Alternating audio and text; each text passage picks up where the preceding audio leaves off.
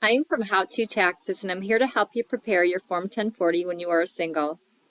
The assumptions of this video then are that you are single, that you can't be claimed as a dependent by someone else, and W-2 income and interest income are your only income.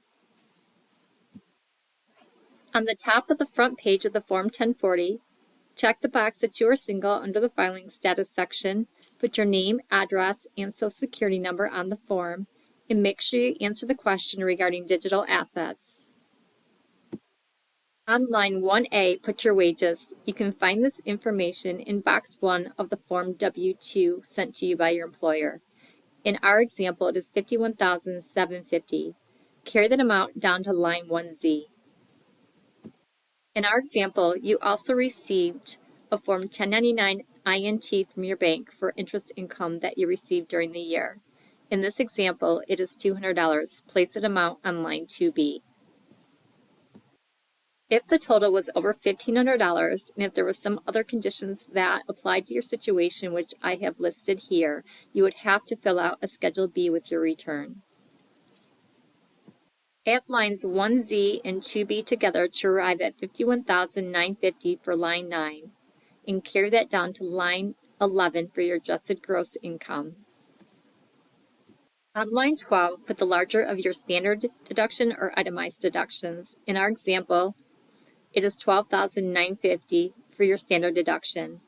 Carry that amount down to line 14 and subtract line 14 from line 11 to arrive at $39,000 for taxable income on line 15. Next, we will calculate your tax using the tax tables that begin on page 63 of the Form 1040 instructions. Since your taxable income is at least $39,000, but less than $39,050, and you are single, your tax is $4,478. Place an amount on line 16 and carry it down to line 18, 22, and 24 as you have no other taxes or credits. On line 25A, put your federal income tax withholding. You can find this in box 2 of your Form W-2. In this example, it is $4,500. Carry that amount down to line 25D and down to line 33, as withholding is your only tax payment.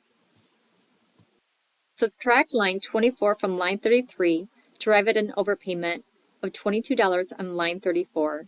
Carry that down to line 35A as you'd want it refunded to you. If you want it directly deposited into your bank account, fill out the routing and account information on lines 35B and D and check the type of account that you have on line C. If you don't want it directly deposited into your bank account, cross off lines 35B and D and the IRS will send you a check directly. Note that there is a box to the left of line 35A. You would only check this box and attach Form 8888 if you want your refund deposited into more than one bank account. Remember to sign, date, and put your occupation at the bottom of the form. Thank you for watching. I am from How To Taxes. Subscribe for future tax videos.